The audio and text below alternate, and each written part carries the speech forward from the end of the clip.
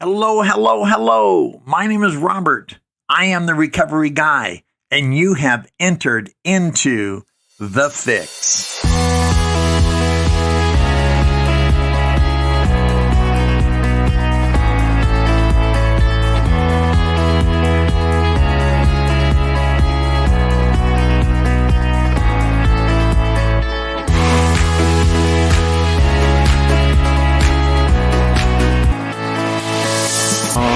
I'm not as nimble as the young guy who just hopped up on the platform. I still use the stairs and I look at them as I go. I'm at that age, and if it wasn't for recovery, I would not be at this age. And so, as much as I would prefer not to age, that is a good thing. That's how you become an old timer, right? You don't drink and you live a long, long time, and I've done that. By the grace of God and the fellowship of this program and a wonderful sponsor and meetings, I haven't found it necessary to take a drink since April 25th of 1986. And it's been a long time. It's been 13,450 days. And that's important for me to remember, because somewhere along the line when we're sober for a while, we begin counting months and years. And yet we'll tell a newcomer, count your days. Like the young lady was up here and said 30, 60, 90 days, 6 months and 9 months. So we want you to count those days. And the same is true for me as a person who's been around for a while. I need to remember the importance of every day. So those of you who are new or relatively new to the program of Alcoholics Anonymous, welcome.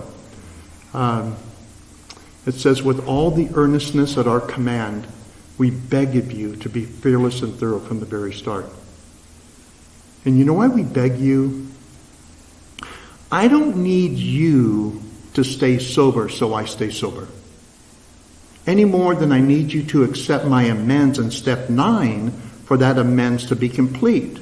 At some point, you have to own your position. We beg of you to be fearless and thorough from the very start, because we don't want you to go through what so many of us found it necessary to go through upon getting here. I don't want you to walk out on your children.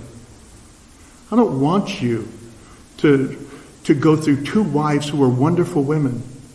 I don't want you to be shunned by your mom, your dad, your brothers, your sisters. I don't want you to become unemployable. So if there's a way that you can come in here and get sober and not have to go through those things, that's why we beg of you to be fearless and thorough from the very start. It says some of us tried to hold on to our old ideas and the result was nil until we let go. Absolutely. Remember that we deal with alcohol, cunning, baffling, and powerful. And I love words. I think words are so fantastic because words have meaning. And how I perceive that meaning is how I'm going to process, and how I process a word will depend upon what I do with it, which is action. So check this out, cunning. And hopefully this will describe your alcoholism, because it describes mine. Cunning is a skilled employed in a shrewd or sly manner, as in deceiving. Alcohol deceived me. Alcohol told me it would make me an almost, and it made me a nothing. Then it's baffling. Baffling, as defined in dictionary.com, is impossible to understand, perplexing, bewildering, puzzling. I don't know how I got to where I ended up when I was 32 years old. I didn't plan it. I didn't want to disappoint everyone. I didn't want the things that happened to me and to my children that happened along the way. But alcoholism is baffling. We swear off at 10 o'clock at night, and by noon we're drunk again. And we're not even sure how we got there. I wasn't sure how I ended up in certain cities. Waking up to a person I had never met before. I got somewhere where my car wasn't. I don't know how that happened. I just know I took one drink. And then it's powerful. Powerful is defined as having or exerting great power or force, producing great physical effects. It's potent, it's efficacious, which means it's a powerful drug. Having great effectiveness, great authority or influence. And that is alcoholism. You know, they told me in the beginning, if you're not sure you're an alcoholic, stick around because you'll do till one shows up. Thank you. I find that humorous to this day. And that's true. It took me the longest time to admit that I was alcoholic. Oh, I raised my hand. Hey, my name is Robert. I'm alcoholic. Because I saw you doing that. And I needed to be like you.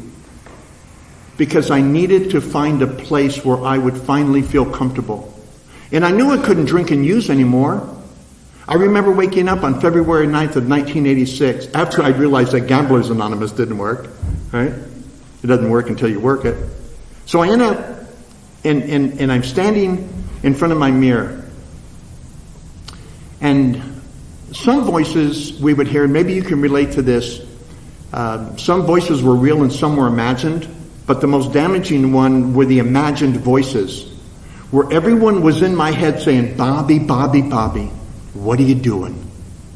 You know that bewilderment that family members get when they look at us destroying our lives as if we have, as the big book says, impunity, like nothing's going to happen if I continue on this destructive path. It would be like me thinking I can drive my car off a cliff and not end up at the bottom dead.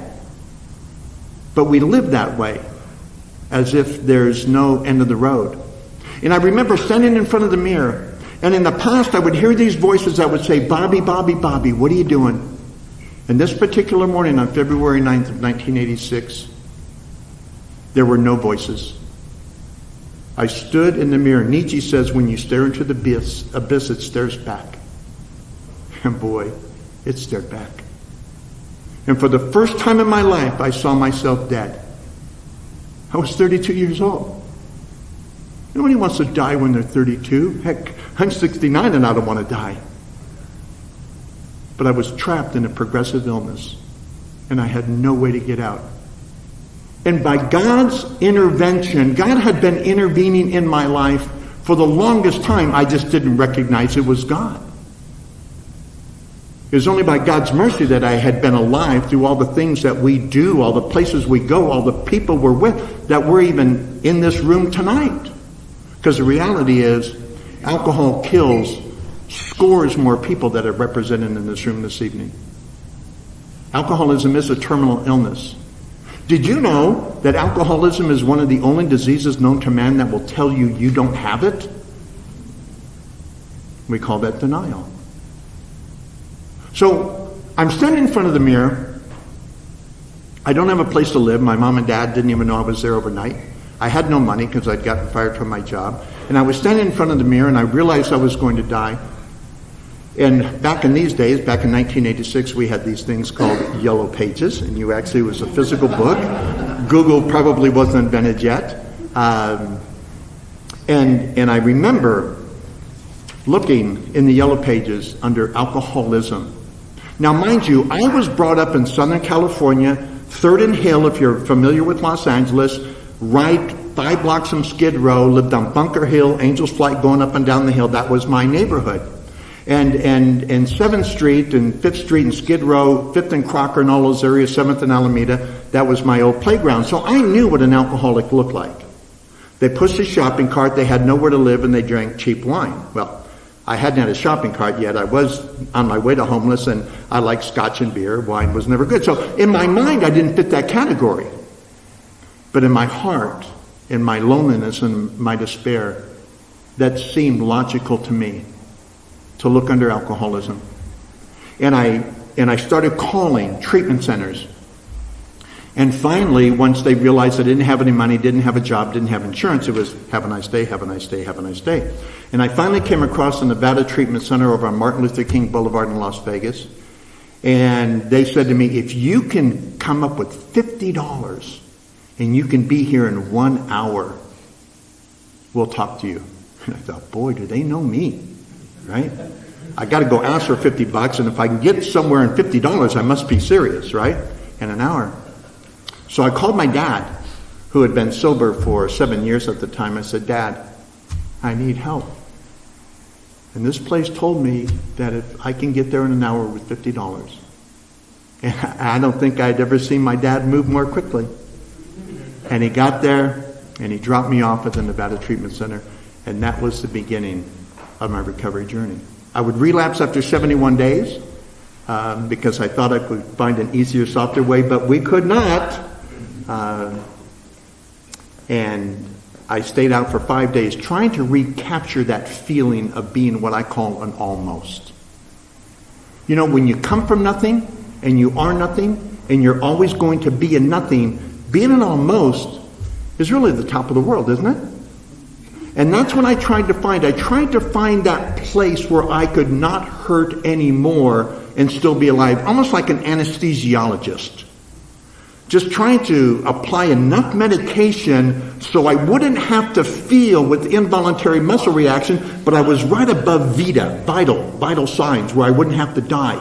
That's where I tried to be emotionally and spiritually and mentally suspended from my drinking career. But I wasn't always an alcoholic. I didn't start drinking until I was 5 years old. So what happened along the way? I should have drank when I was 5. I didn't drink until I was 14. Because when I was 5, I knew I was a nothing. And live with that. And so many of you can relate. Because I didn't become an alcoholic because I was looking for something to do. I became an alcoholic because I was looking for something not to feel. Something that would tell me everything is going to be okay. Because when I was 5 years old, I could have stood a drink instead of crying myself to sleep at night. Just wondering, how come it hurt so much being me? You know that feeling? Where you're just laying there. Somebody would say it's 2 o'clock in the morning and the lights are out and nobody else is there. We know what our reality is. We know what our truth is. Now, it didn't help that we were poor, that my mother was codependent, that my father was alcoholic, and I was in the middle of 7 kids. I was like a poster child for addiction. But it was a reason. It wasn't an excuse. I mean, there were a lot of people brought up that way who didn't become alcoholic. But I can remember just feeling lost and alone. So you can only mask for so long until it's either you find a way to mitigate the pain or you find a way to end the pain altogether, which sadly so many people choose suicide. I chose suicide. It was just the long version of it. But I remember, and Father Martin talks about this in Chalk Talk, our first drink was a sensation. I remember the exhilaration of that first drink when I was 14 years old. My friends, Don and Dean, we took some booze. Our parents had passed out by the time, and we took some booze from them, and we sat under my tree in my front yard, and we drank because we could get away with it. But I remember what happened to me. It wasn't just the drink. It was that feeling of being an almost. I drank alcoholically from the second time I drank. I drank the second time because of how it made me feel the first time. It was like suspended animation. And I went from being a nothing who was always going to be a nothing to an almost. And when you are nothing, being an almost is the top of the world. I could just set aside all the madness. That's what I would tell people. It quieted the madness. And one of the things that alcohol and everything else I did along with it, it kept me alive long enough to stumble into Alcoholics Anonymous. Because I guarantee you, if I couldn't have medicated my emotions, my feelings, I would have killed myself a lot quicker, a lot sooner. So here I am, 14 years old, trying to be athletic, because I was very athletic in high school, and I was in choirs ever since I could remember, so I loved to sing. I loved to do drama. I was in major sports. But I started to discover Seconal and crosstops, which was speed back in those days, and drinking, because you couldn't drink all the time, because you'd get found out. I was, eventually, no matter how good of a drunk you are, you eventually get a little sloppy. So I drink in the morning, Spinata, for all of you wine connoisseurs out there. And I would eat some mini tabs, and that would get me through the day. And then later on at night, I would eat some Seconal and drink. And that's how I often ended my day. And little by little by little, my dependence grew. Because as I got older, there were things that were expected of me that I didn't have the capacity to give back. Because again, I was still a nothing unless I drank and used, and then I was an almost. And I knew it was that which I did that made me an almost, not who I was. So I knew I was inadequate. So I knew somewhere along the line I was going to lose. And there's this thing called self-fulfilling prophecy. And that's how I lived. I knew eventually everything was going to catch up to me. I just had to hold it off and not feel it long enough and last long enough. So as I would go through 14, 15, 16, 17 years, my dependence and my need to drink and to use grew and grew and grew. And then the anger set in. The anger. I remember moving from Southern California to Oregon between my junior and senior year in high school. And if you want to get a kid sideways, move them their senior year between their junior and senior year. Completely displace them, especially to a place like Oregon. Take no offense. Oregon, Southern California and Oregon are, beasts of a different color. And so here I was in Oregon, and I was angry. Because in my mind, the only chance I had was to stay where I was, even though it was killing me. Of course, denial said it wasn't. But here I was in Oregon. Here was a magic moment. On January 3rd of 1972, I turned 18 years old. I have to tell you this. I walked into the registrar's office as proud could be. Not only to announce I was 18, but to announce I was dropping out of high school. Here I was, January. I was going to graduate, even if I didn't show up. I was going to graduate in May. But I thought the best course of action was to drop out of high school. Because I had to clear the path. See, by that time, high school became a distraction. High school became an inhibitor to me doing what I wanted to do, which was to drink and use. And now I could drop out of high school. Of course, we color it different ways. We call it something different because we never want to admit that we're addicted to something that we can't control, that changes everything about us, that gets us to not care about things that we would otherwise care about. But here I was, proud as proud can be. I remember showing the register my license. He said, "You can't do that." I said, "I can do whatever I want. I'm 18 years old. I'll show you. I'll kill me." And that set into action an acceleration of my addiction that I'm lucky I survived. Because at that point, I became a full-time drinker.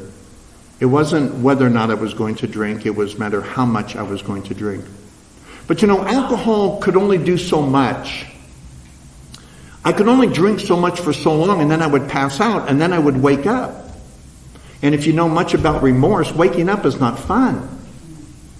So I began introducing other elements, other drugs into my system so I could just pass out once or maybe 2 or 3 times a week, and I would cut my remorse. It made perfectly good sense to me at the time. I'd cut my remorse down from 6, 7 days a week to 2 or 3.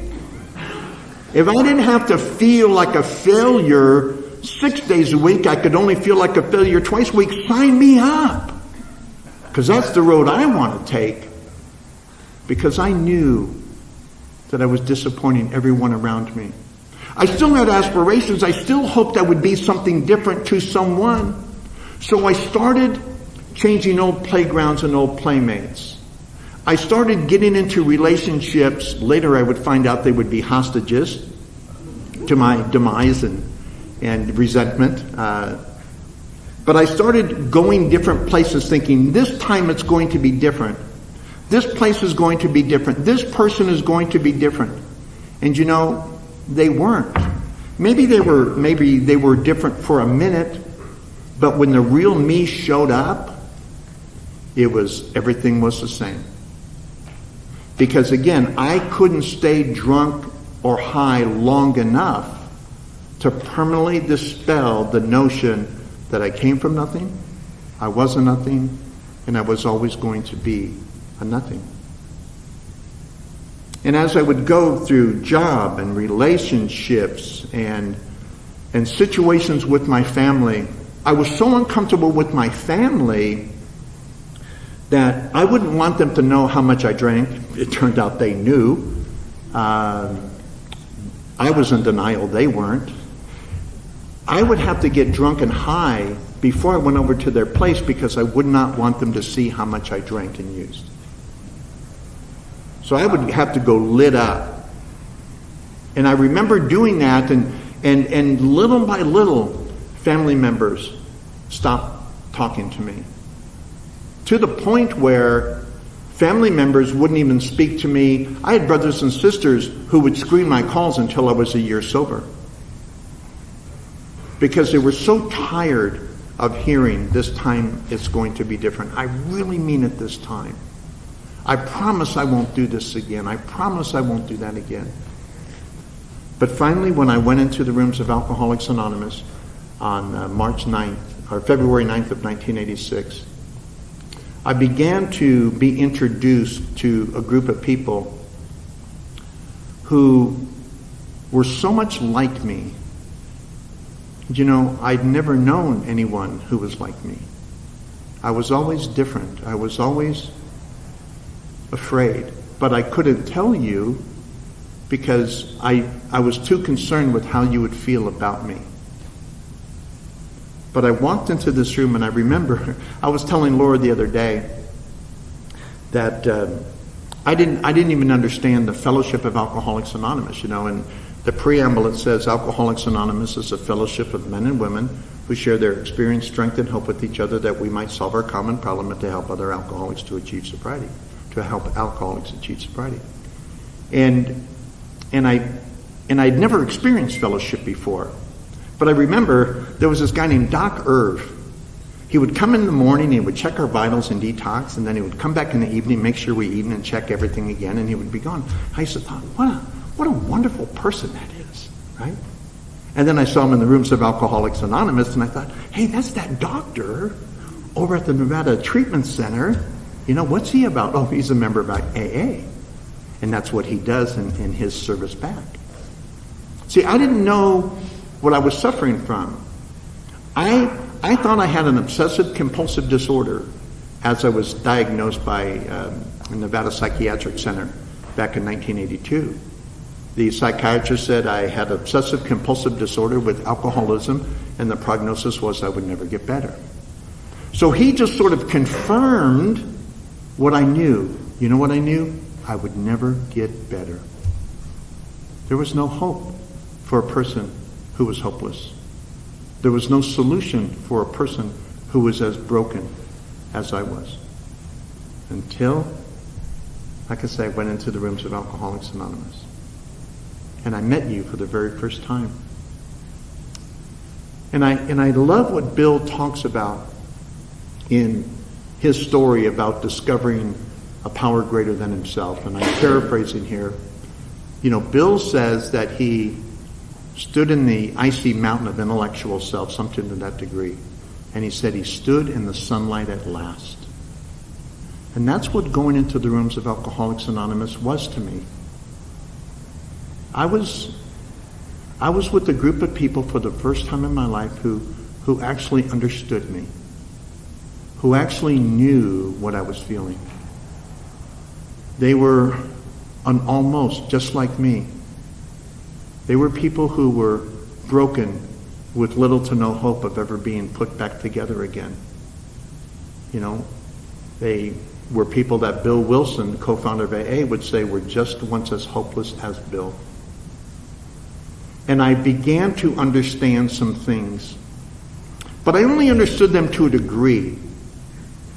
Because even though you gave me hope, I was convinced that if you knew everything about me, right? Honesty, open-mindedness, and willingness is the how in the triangle.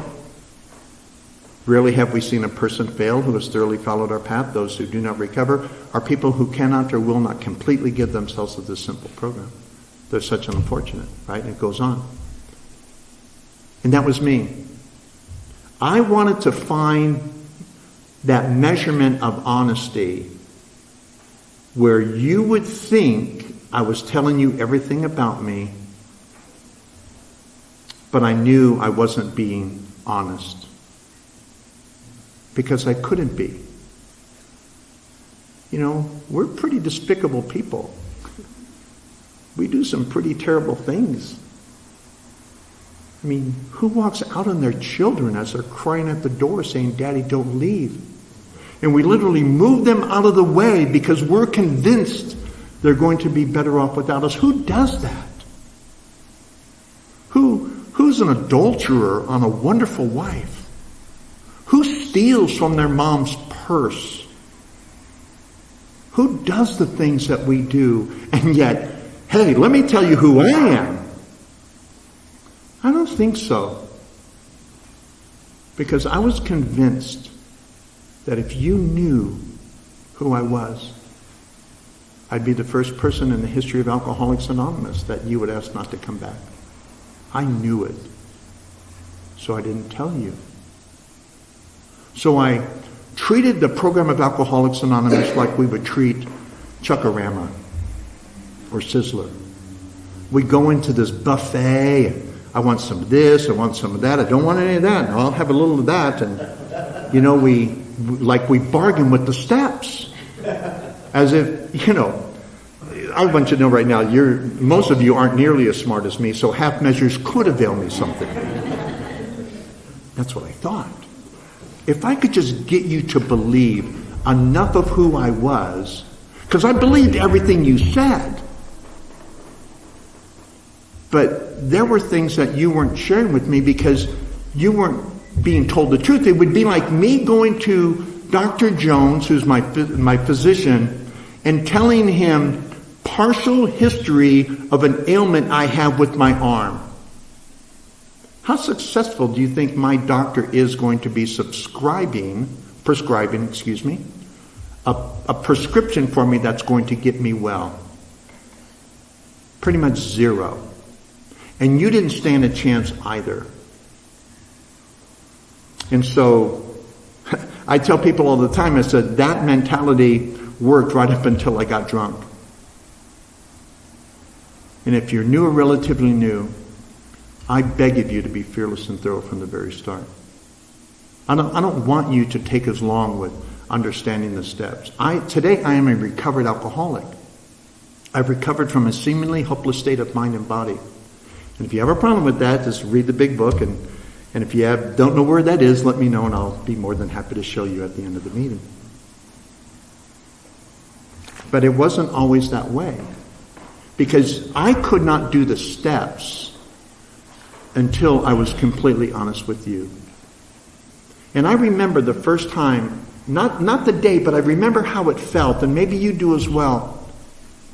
Remember when you walked into a meeting for the first time and you realized, I never have to go anywhere else. I can stay right here and I'm going to be somebody. For the first time in my life, I was no longer a nothing. I was a somebody. And I could be something more. My friend Tom Bennett told me I could be weller than the well. Sign me up for that. Because it says in the big book, I can become well. And who who's very sick, who doesn't want to become well? I did, and I am.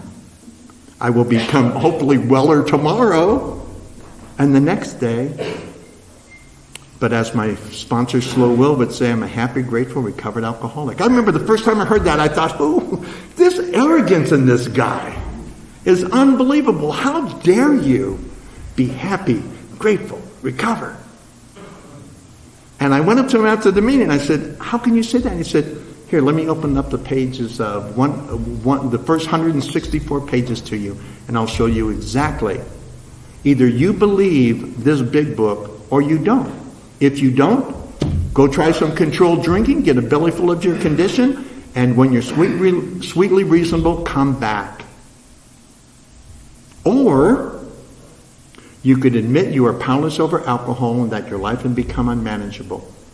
You know, it says that I had to admit to my innermost self that I was alcoholic. This is the first step in recovery. And so I did. When Tom told me, if you're not sure if you're alcoholic, stick around till you'll do till one shows up. It was funny to me in the beginning, but I'm so glad. It's like having a condition and finally knowing what's wrong. What was wrong? I had a mental obsession coupled with a physical allergy. And even though you can't restructure my DNA, so I will always have the physical allergy, but who cares about a physical allergy? If you can't change it, who cares? It is what it is. But I wanted to know how to attack that mental obsession that told me I could just have one. I remember my dear friend, Russian Ted, he told me one day, he said, if a 137 train was on the tracks and you were standing there and it hit you, how much do you think the caboose had to do with it? And I said, well, I didn't know where it was going. He was much smarter than me. And I said, I guess nothing. And he said, exactly. And it's the first drink that gets you drunk. And, you know, my ego says, well, no, I can drink a pint, I can drink a fifth, I can drink this, I can have a 12-pack chaser. It takes a lot more to get me drunk. No, it doesn't. You know, in Japan, and I was telling our friends tonight at dinner, in Japan there's a phrase that says, first the man takes a drink, then the drink takes a drink, then the drink takes the man. And the drink had taken me. And once I would have one drink, I no longer had the ability to say no to everything else. You know, where you leave for milk on Tuesday and you show up on Friday and you forgot why you left.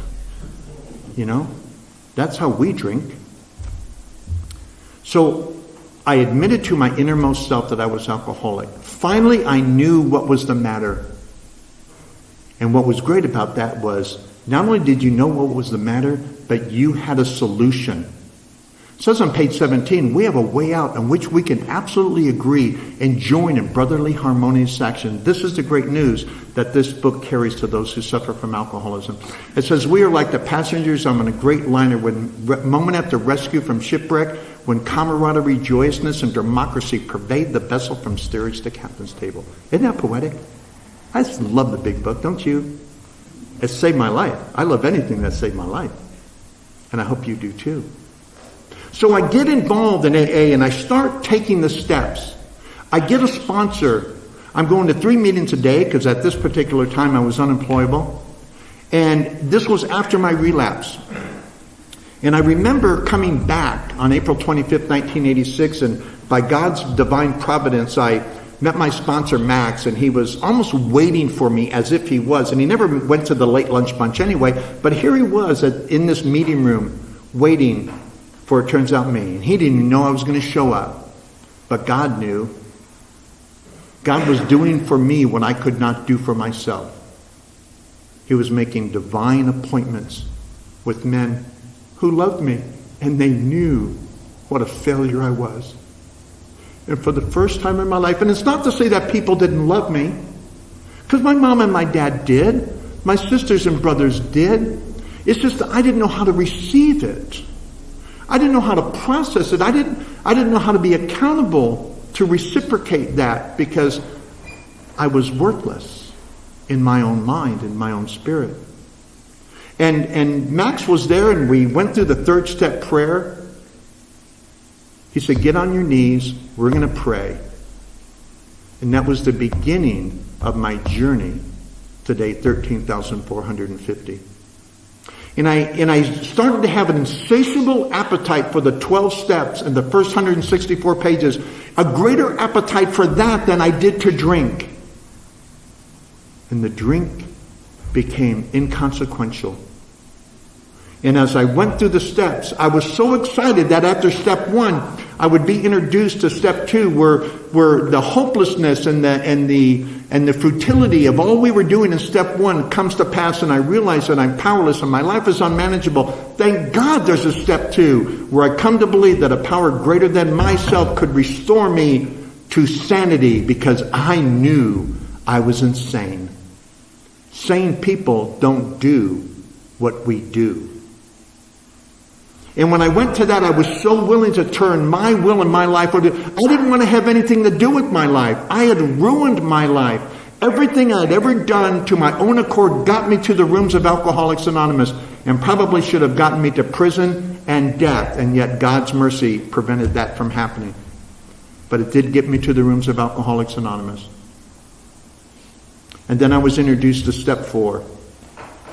And I finally had an opportunity to share everything that was bothering me. I wanted to tell you for so long who I had become. All my faults, all my character defects, everything that made me think I was a nothing. And all the things that I did along the way to prove that fallacy, that lie, that myth. And when I got done with step 4, I was so excited. Because God already knew. My sponsor already knew. But there's something amazing about sharing that. So I admitted to God, to myself, and to another human being the exact nature of my wrongs. And by that time, I was so ready to have God remove these defects of character and shortcomings. You know what a defect of character is when you have a flat tire. A shortcoming is when you don't have a spare. So I realized where I was deficient in my life.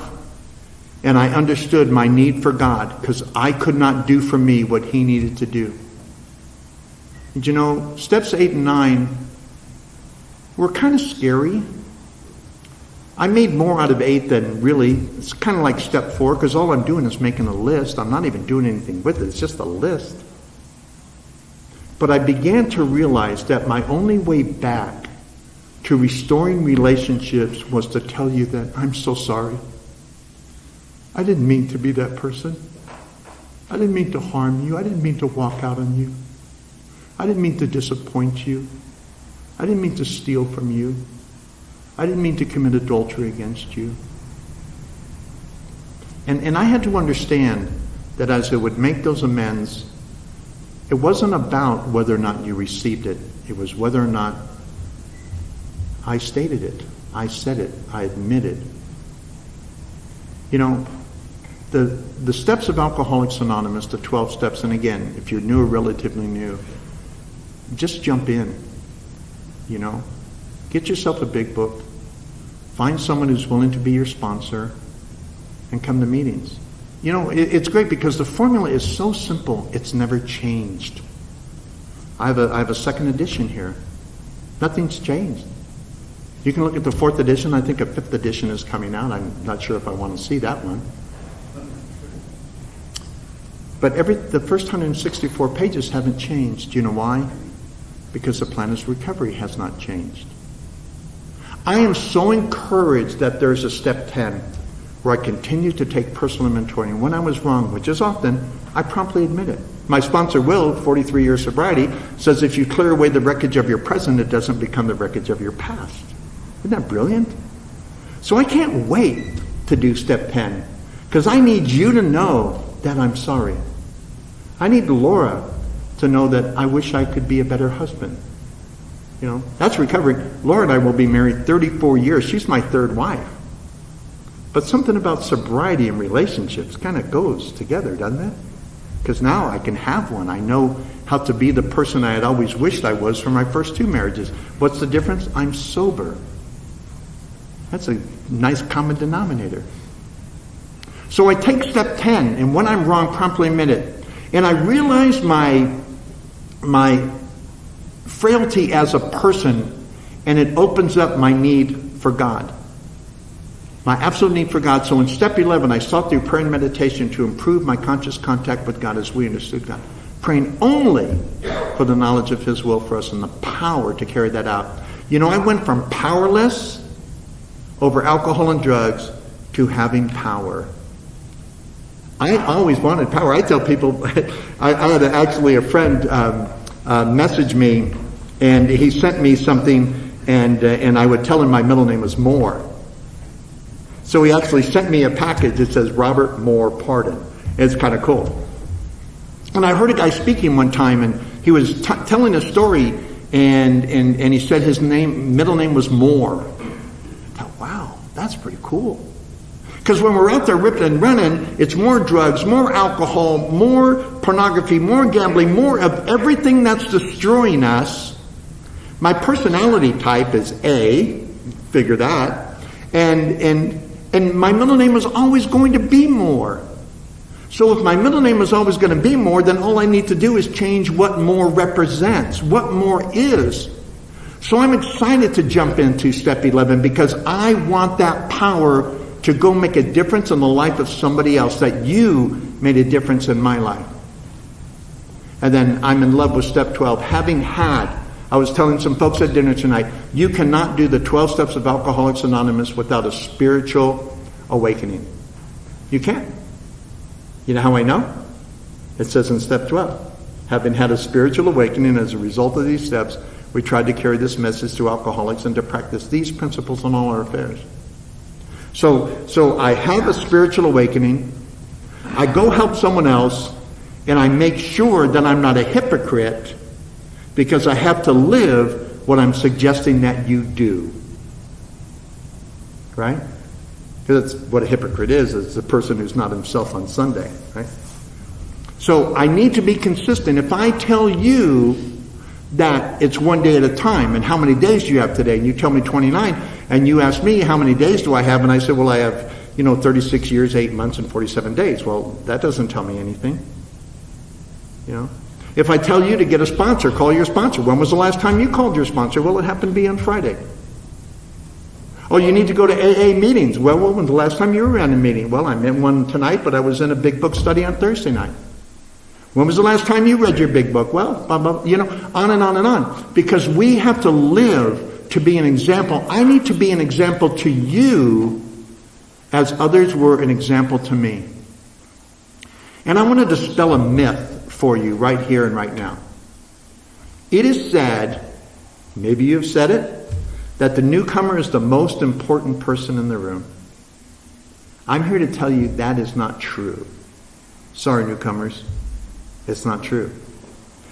Bob Earl said, if we view AA that way, then we view AA as a giant furnace that needs new coals just to keep it going. Think about it. If the newcomer is the most important person in the room, then we view AA as a giant furnace that needs new coals to keep it going. He said the fact for us is, if we who are already here aren't doing the best we can for our own recovery, there's not going to be anyone here when the newcomer arrives. And that makes the responsibility on us all. I think it's why many of you are here tonight. You're asking God in your sobriety, how can I be of greater service to the man who is still sick? The big book says, the answers will come if your house is in order. But obviously, I love the word obviously, boom, bright light, right? But obviously, you cannot transmit something you haven't got. See to it that your relationship with Him is right, and great events will come to pass for you and countless others. This is the great fact for us. Oftentimes our book is meant to be suggestive only. They just put that in there because you can't tell an alcoholic anything. There's nothing suggestive of the big book. From the forward to the first edition, precisely why they wrote this book is to show me how I can recover from a seemingly hopeless state. Precisely. They don't say, as a suggestion, we know precisely why. It means pay attention, Robert. We're going to show you something very detailed that's going to give you a blueprint that you can use for the rest of your life. And I have to, unless I have a mental disorder or something wrong, if I have the capacity to be honest, I can still recover. So if you're not recovered, ask yourself, what is it? Do I not have the capacity to be honest? Am I trying to shortchange the program? What am I not doing? People who relapse, and I talk to people, sadly, if I talk to you and you've relapsed, you're a fortunate person, because most people who relapse, we don't see you anymore. You go and you die. Because alcoholism is a progressive disease. It doesn't stop progressing just because you stop drinking. It waits for you. And I don't stay sober because of this, but could you imagine how far my alcoholism has progressed after 36 years? That's why you see so many alcoholics who relapse. They drink a beer, they drink a pint, they drink a quart, they drink a half gallon, and then they're dead. Pretty quick. If you ever seen, I got clean and sober in Las Vegas. I saw people who relapsed just by going down and only betting $20 and getting free drinks. Right? That's another thing. And I'll try to close here. I'm pretty close on time, right? Doing all right? So, I remember I got clean and sober in Las Vegas. I've been around alcohol my entire sobriety because I was a room service waiter in Las Vegas. And when I became employable again, the only thing I could go back and do was to be a coffee shop graveyard waiter at Fitzgerald's, a little dive on Fremont Street. And I remember getting sober in that environment. So I really stayed close to the program of Alcoholics Anonymous. And I remember going to California when I moved there at about a year and a half sobriety. Moved over to Fullerton and would go to Fullerton Alano Club over on Harbor, if you're familiar with it. And I would raise my hand as an out-of-town visitor for two reasons. I moved from Las Vegas and I always wanted attention, so if I raised my hand, you would look at me, right? I still have an ego that I battle with on a regular basis. And so I remember raising my hand and I'd say, my name is Robert, I'm from Las Vegas. And they would come up to me afterwards and they were honest and sincere. They would say, how'd you get sober in Vegas? That was pretty naive, although I wouldn't tell you at the time. And I would answer a question with a question. And I would say, well, how'd you get sober here? And they would mention 3 or 4 things. I said, that's how we get sober in Vegas. Because it was my first exposure of being out of town. And I realized that the program of sobriety is the program of sobriety. We can carry it anywhere we go. That's why I was talking to Brandon earlier. I'm going to go back to this meeting in Rule 62 over in South Jordan. And, I walk into a meeting for the first time, don't know everybody. Halfway through the meeting, I know everybody because everybody's telling my story. And at the end of the meeting, I've got 10 new phone numbers and relationships with people I'd never met before, but I've known all my life. That's the program of Alcoholics Anonymous. And again, if you're new or relatively new, I want you to experience what I've experienced. I want you to experience relationships with your children. Both of my girls, my oldest girls, they talk to me. My one girl, not as much as I'd like, but we exchange text messages. Hey, I hope you're doing okay. You know how much I love you. Just because we don't talk doesn't mean we don't think of each other. And she'll send me a heart back and she'll say, I love you, Dad. And my other daughter, Carol, she thinks I hung the moon. We were talking yesterday and Laura and I were FaceTiming with one of our grandchildren. And she said, hey, Pop, would you call me tomorrow? I've got some personal things I need to discuss with you and I want to know what your opinion is. I walked out on this girl when she was 4 years old. But the program of Alcoholics Anonymous, and I'm not saying that every relationship turns out that way. I have a couple siblings who, I'll probably see them, they'll see me at my funeral. And that's okay. Because I don't need them to love me. Because I am recovered. Do I wish things were different? Well, sure I do. Am I the best version of me I've ever been? Absolutely I am. And I owe everything to the 12 steps of recovery. Everything I am, I owe to a loving God as He expressed Himself in our group conscious. There is nothing in my life that I don't attribute to my sobriety in Alcoholics Anonymous, to the men and to the women who were there when I first arrived. Every person who was significant in my life upon recovery is either living sober or passed away in their sobriety, including my sponsor of 32 years. Fortunately, I and my friend Slow Will, happy, grateful, recovered alcoholic, the last time I saw my sponsor alive, and I knew he was going to die before I saw him again, I called Will from the parking lot of the hospital in Las Vegas. I said, "Hey, Will, Jack's going to die. Would you be my sponsor?" And I've known Will, again, longer than I've known Jack. That's how much I believe in this program. And I was, 33 years sober at the time. 32 plus years sober.